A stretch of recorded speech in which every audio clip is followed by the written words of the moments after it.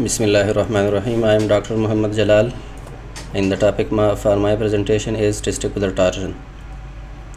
Starting from the introduction, testicular torsion refers to the torsion of the spermatic cord structures and subsequent loss of the blood supply to the ipsilateral testicle.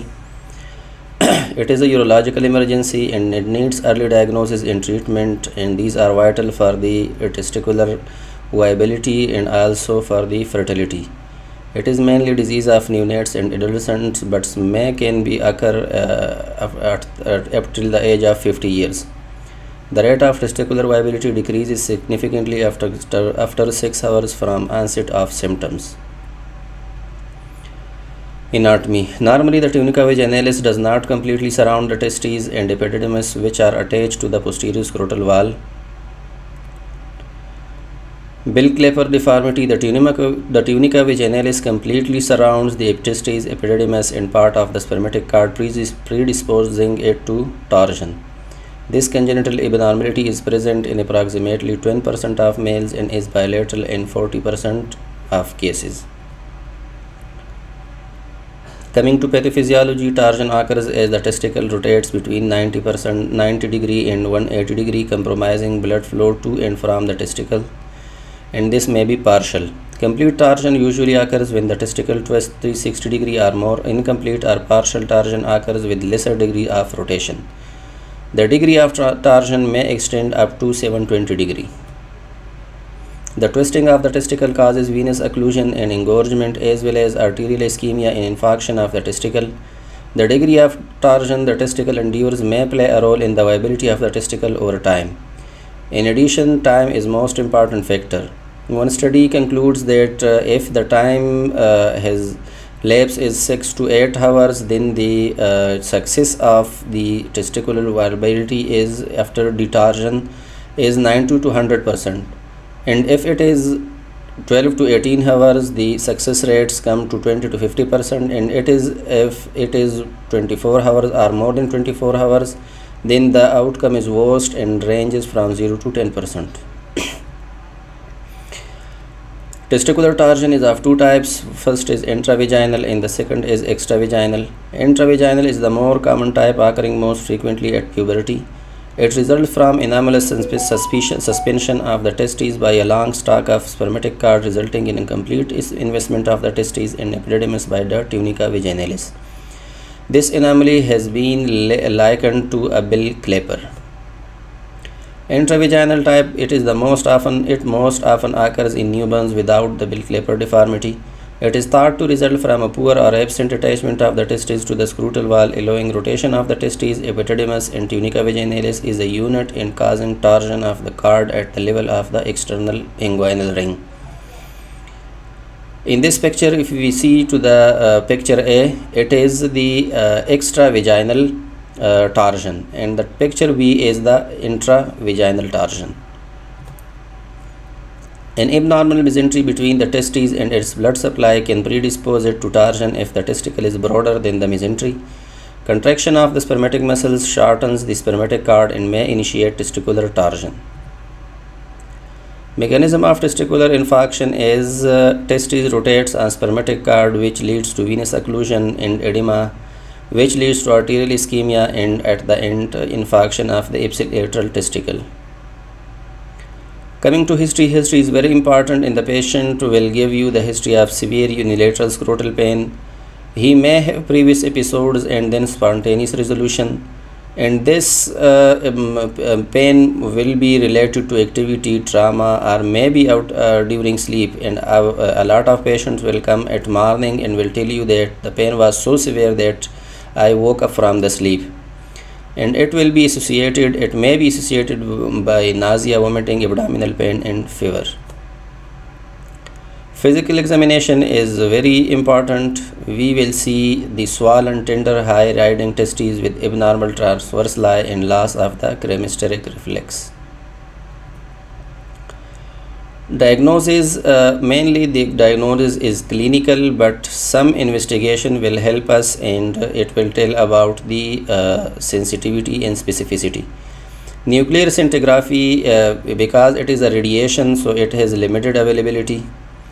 And ultrasound is the most important diagnostic modality. It has two modes, the B mode and the color spectral or power Doppler mode, and then the infrared scrotal spectroscopy.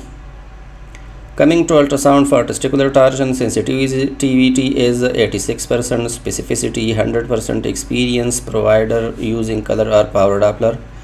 Grayscale findings on ultrasound depend on how much time has passed since the torsion occurred. The grayscale findings of acute and subacute torsion are not specific and may be seen in testicular infarction caused by epididymitis, epididymoarchitis, and traumatic testicular rupture or infection. In ultrasound scan, in early stages, scrotal contents may have a normal sonographic appearance. After 4 to 6 hours, the testes become swollen and hypoechoic, and after 24 hours, testes becomes heterogeneous and as a result of hemorrhage, infarction, necrosis, and vascular congestion. The epididymal head appears enlarged and may have decreased echogenicity or may become heterogeneous. The spermatic cord immediately cranial to the testes and epididymis is twisted, causing a characteristic torsion knot or whirlpool pattern of concentric layers. Color or power Doppler sonography is the most useful and most rapid technique for diagnosis and differentiation. Blood flow is absent in the affected testicle or significantly less than in the normal contralateral testicle. In this picture, the first one, the upper one, is early torsion. There is no flow, echogenicity is similar. And the second picture, late torsion, heterogeneous echotexture, increased extratesticular blood flow. Meticulous scanning of the testicular parenchyma with the use of low flow detection Doppler settings. Low pulse repetition frequency, low wall filter, high Doppler gain is important because testicular vessels are small and have low flow velocities, especially in prepubertal boys. Differential diagnoses include epididymitis, scrotal abscess, torsion of epididymal appendages, and intratesticular hematoma. This is the blue dot sign evident in the upper picture, which is the torsion of the testicular appendages, and below we will see the ultrasound pictures. Coming to nuclear imaging, technetium 99M per technate is the agent of choice. Immediate radionuclide angiograms are obtained with subsequent static images as well. In the healthy patient, images show symmetric flow to the testes and delayed images show uniformly symmetric activity. In the subacute and late phases of torsion or mesh torsion, there is often increased flow to the affected hemiscrotum via the pudendal artery with a photopenic testes in the rim of surrounding increased activity on static images. This has been called a rim donut or bull's eye sign. These are the nuclear scannings. Near-infrared spectroscopy. Near-infrared spectroscopy is an emerging tool to assess testicular torsion. It can measure oxygen saturation 3 to 4 cm deep in the skin and is rapid, lasting up to 20 seconds, and is non-invasive. In a study done by 16 patients, it showed that it has the specificity and sensitivity of 100%.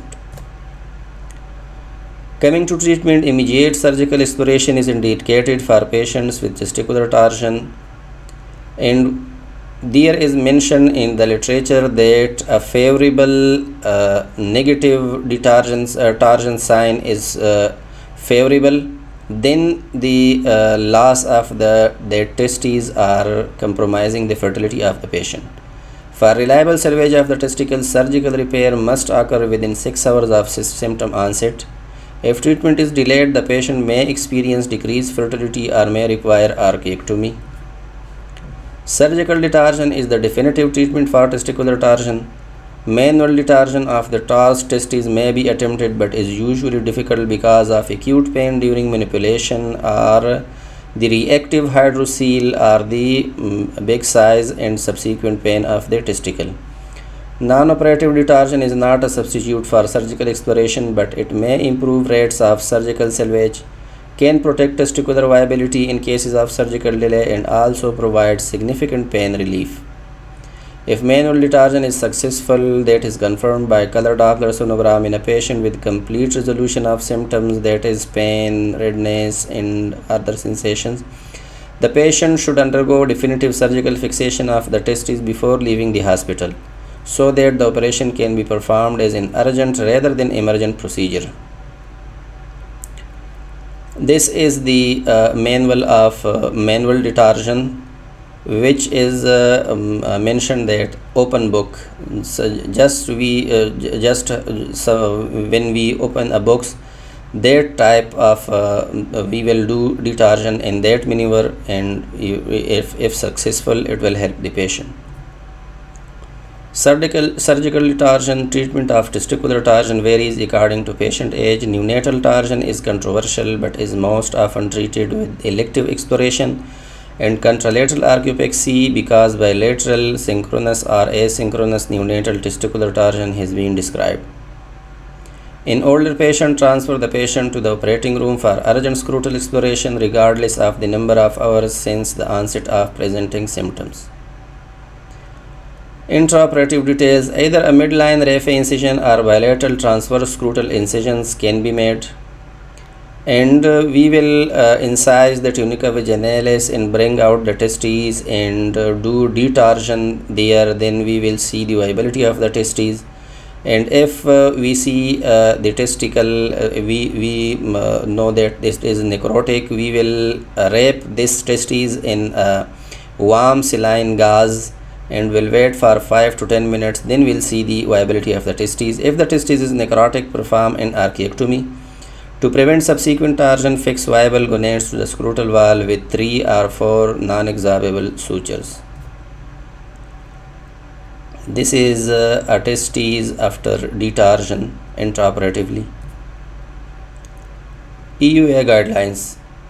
Diagnosis of testicular torsion is based on presentation and physical exam. Doppler ultrasound is an effective imaging tool to evaluate acute scrotum and comparable to scintigraphy and dynamic contrast in head subtraction MRI. Neonates with acute scrotum should be treated as surgical emergencies. Base the clinical decision on physical examination. The use of Doppler ultrasound to evaluate acute scrotum is useful, but this should not delay the intervention. Manage torsion of the appendix testes conservatively. Perform exploration in equivocal cases and in patients with persistent pain. Perform urgent surgical exploration in all cases of testicular torsion within 24 hours of symptom onset. In prenatal torsion, the timing of surgery is usually dictated by clinical findings. This is a short video just as a review of this presentation.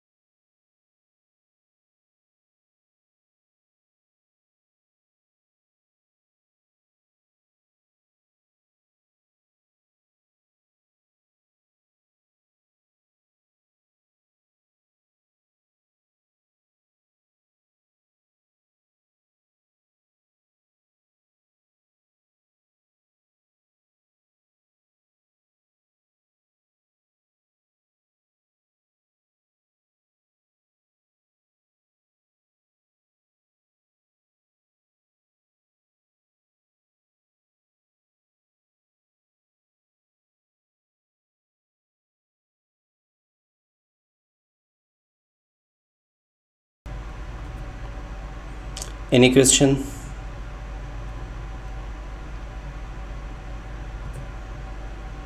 Thank you very much.